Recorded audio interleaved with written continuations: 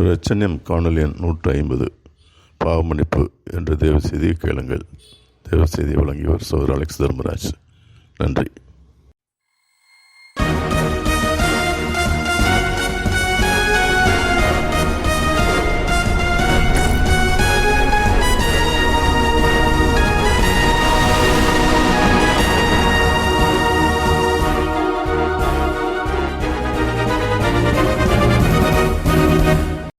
நம்முடைய பாவங்களை நாம் அறிக்கையிட்டால் பாவங்களை நமக்கு மன்னித்து எல்லா அநியாயத்தையும் நீக்கி நம்மை சுத்திகரிப்பதற்கு அவர் உண்மையும் நீதியும் உள்ளவராய் இருக்கிறார். நாம் ஜெபிப்போம்.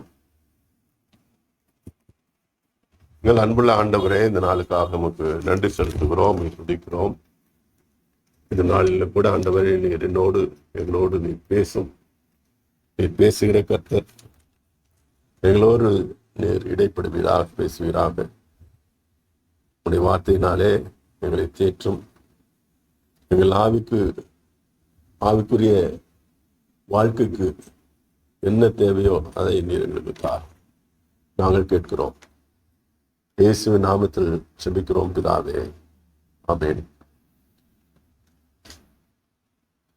நாம் வாசிக்க கேட்ட 1 யோவான் 1 அதிகாரம் 9 வசனத்திலே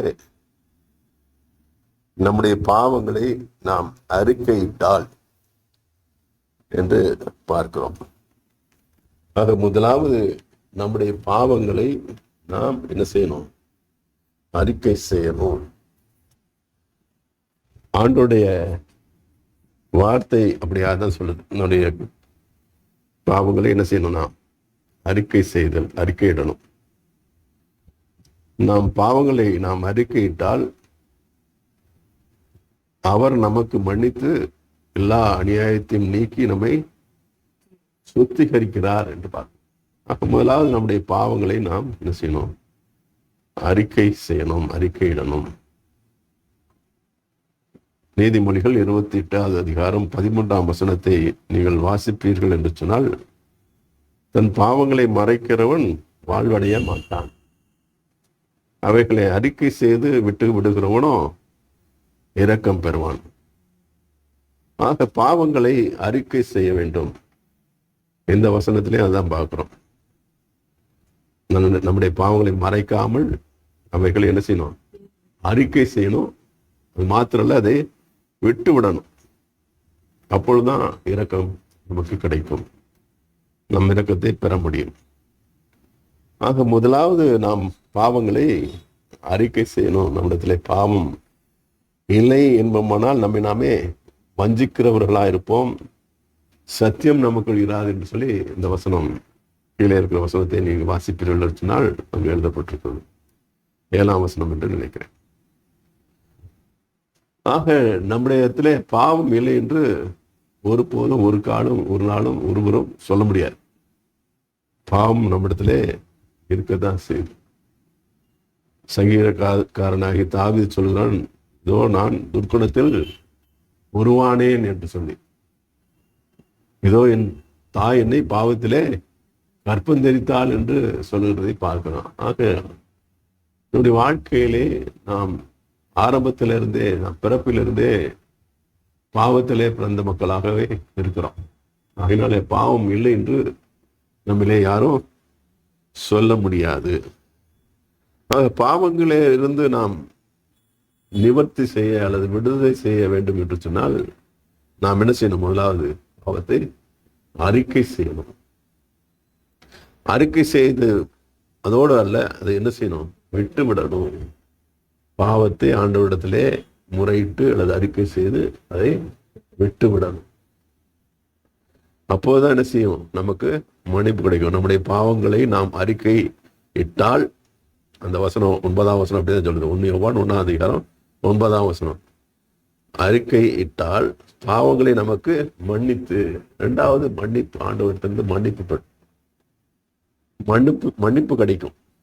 எப்பொழுது நாம் அறிக்கை செய்யும் போது, அவரிடத்தில் அறிக்கை செய்து பாவங்களை நமக்கு மன்னிக்கிறதுக்கு அவர் உண்மையும் நீதியும் உள்ளவராக இருக்கிறார் என்று வேதம் சொல்கிறது.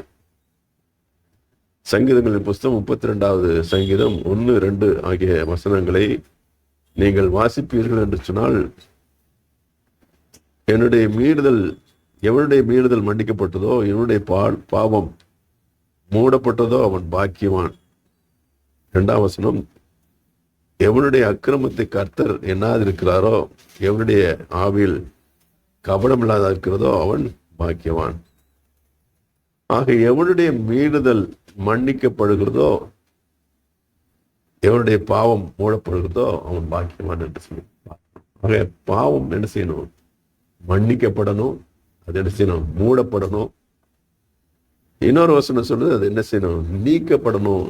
பாவத்தை நீக்கி என்று பார்க்கிறோம். அதே வசனத்துல 9ஆம் வசனத்தை பார்த்தீங்கன்னு சொன்னா, நமக்கு பாவங்களை நமக்கு மன்னித்து எல்லா அநியாயத்தையும் நீக்கி என்று பார்க்கிறோம். எல்லா அநியாயத்தையும், எல்லா அக்கிரமத்தையும், எல்லா அருவருப்புகளையும் நம்மிடத்திலிருந்து அவர் நீக்கி நம்மை சுத்திகரிக்கிறவராக இருக்கிறார். இதான் இந்த வசனத்திலே நாம் பார்க்கிறோம். முதலாவது பார்த்தோம், நாம் என்ன செய்யணும்? அறிக்கையிடணும். 2வது மன்னிப்பை பெறணும். 3வதாக பாவங்கள் நம்மிடத்திலிருந்து நீக்கப்படணும் என்று சொல்லி பார்க்கிறோம். சங்கீதங்கள் புஸ்தகம் 85வது சங்கீதம் 2ஆம் வசனத்தை வாசிப்பீர்கள் என்று சொன்னால், உமது ஜனத்தின் அக்கிரமத்தை மன்னித்து ஜனங்களின் பாவத்தை மூடுகிறவராக இருக்கிறேன் என்று பார்க்கிறோம். சங்கீதங்கள் புஸ்தகம் 85:2, உமது ஜனத்தின் அக்கிரமத்தை மன்னித்து அவர்கள் பாவத்தை எல்லாம் மூடி நீர் என்று அங்கு சொல்லப்பட்டிருக்கிறது. நம்முடைய பாவத்தை எல்லாம் மூடுகிறார் அல்லது நீக்குகிறார் அல்லது நம்மிடத்திலிருந்து எடுத்து போடுகிறார் என்று பார்க்கிறோம். 1 யோவான் 1ஆம் அதிகாரம் 7ஆம் வசனத்திலே பார்ப்பீர்கள் என்று சொன்னால்,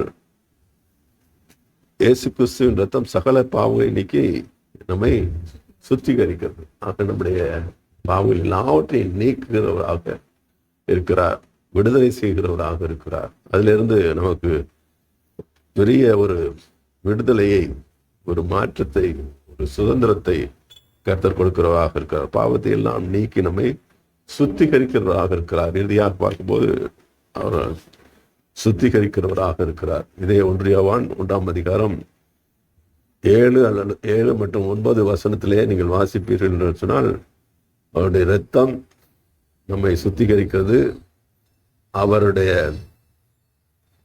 அவர் நம்மை சுத்திகரிக்க உண்மையும் நீதியும் உள்ளவராக இருக்கிறார் என்று சொல்லி 9ஆம் வசனத்திலே நாம் பார்க்கிறோம். ஆக ஆண்டவராகிய இயேசு கிறிஸ்து இரத்தம் நம்மை எல்லா பாவங்களும் இருந்து நம்மை நீக்கி, எல்லா அநியாயத்திலிருந்து நம்மை நீக்கி, நம்மை சுத்திகரிப்பதற்கு அவர் உண்மை உள்ளவராகவும் நீதி உள்ளவராகவும் இருக்கிறார். ஆக ஆண்டவரிடத்திலே நாம் அறிக்கை செய்யணும். முதலாவது என்ன செய்யணும்? நம்முடைய பாவங்களை அறிக்கை செய்யணும், அதை விட்டு விடணும். அடுத்ததாக ஆண்டவரிடத்திலே மன்னிப்பு பெறணும். ஆண்டவரிடத்திலே, ஆண்டவரே இந்த பாவத்திலிருந்து எனக்கு மன்னிப்பு தாரும், விடுதலை தாரும் என்று சொல்லி கேட்கணும், மன்னிப்பை பெறணும். அடுத்ததாக அந்த பாவம் நம்ம இடத்திலிருந்து நீக்கப்படணும். நீக்கப்பட்ட உறுதி வேணும். நம்ம இடத்துல நீங்கிருச்சு, நான் விலகி போயிடுச்சுன்ற உறுதி நமக்கு வேணும். அடுத்ததாக இறுதியாக அது சுத்திகரிக்கப்படணும். சுத்திகரிக்கப்படுதுன்னா என்ன செய்யறது? கழுவப்படுதல். இப்ப பாத்திரம் என்ன செய்யறோம்? பாத்திரம் தொலைக்கிறோம், தேய்ச்சி என்ன செய்யறோம்? சுத்திகரிக்கிறோம். வெளியில வெளிப்புறமும் உள்ளாகவும் சுத்திகரிக்கிறோம் அல்லது கழுவுகிறோம். ஆக நம்முடைய வாழ்க்கையிலும் நம்முடைய இருதயத்தை ஆண்டவரிடத்திலே அர்ப்பணித்து கொடுத்து, ஆண்டவருடைய நம்முடைய இரத்தத்தால் என்னை சுத்திகரியும் கழுவும் என்று சொல்லி நம்முடைய இருதயத்தை ஆண்டவரிடத்திலே ஒப்படைக்கணும்.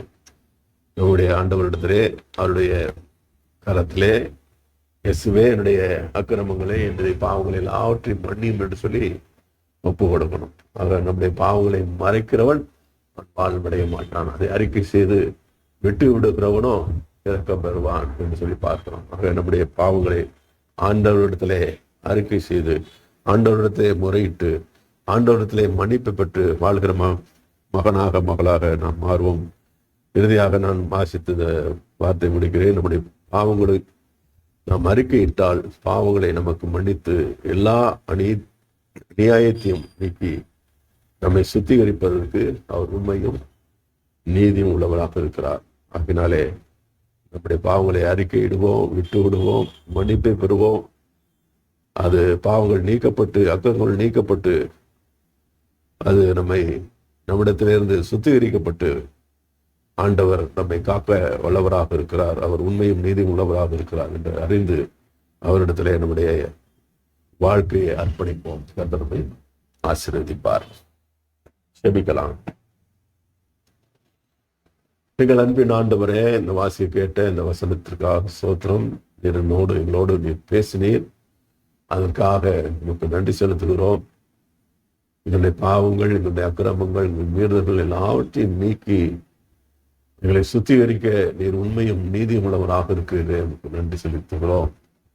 நாங்கள் இடத்திலே எங்கள் பாவங்களை, அக்கிரமங்களை அறிக்கையிட்டு இடத்திலே மன்னிப்பை பெற்று, மீட்பை பெற்று, ஆண்டவரே ரட்சிப்பை பெற்று, உமக்காக உகந்த மக்களாக, உமக்காக வாழ்கிற பிள்ளைகளாக, பரிசுத்தவான்களாக, பரிசுத்தவாட்டிகளாக எங்களை மாற்று, எங்களை ஆசீர்வதி. நாளிலே எங்களை இந்த கருத்திலே ஒப்புக் கொடுக்கிறோம். இருக்கிற ஒவ்வொரு பிள்ளைகளையும் கர்த்தர் ஆசீர்வதிப்பீரா. வார்த்தையால் நிரப்பும், ஆவியால் நிரப்பும். ஆண்டவரே உமக்கு ஸ்தோத்திரம். இயேசுவின் இன்ப நாமத்தில் செபிக்கிறோம். ஜீவனுள்ள நல்ல பிதாவே. ஆமென், ஆமென்.